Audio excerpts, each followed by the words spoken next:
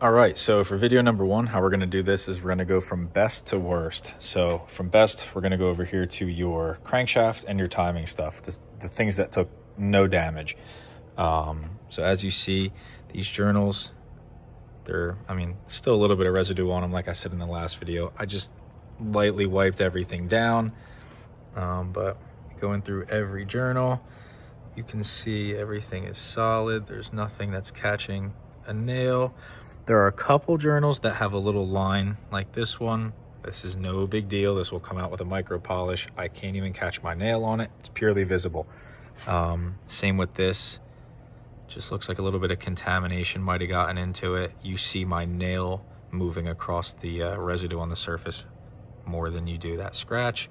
So again, that's all gonna come out. Not worried about this at all.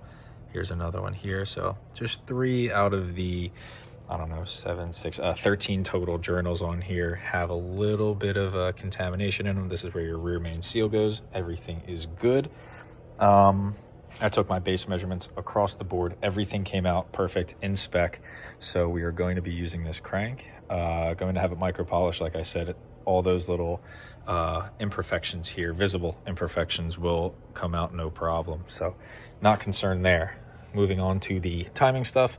Nothing seems to be broken, cracked, or damaged in here. I have your oil pump chain, your connector for the main chain rail, your rear reluctor wheel. There's also piston squirters and other miscellaneous stuff in there that was just free, and I threw it in the bag at the time.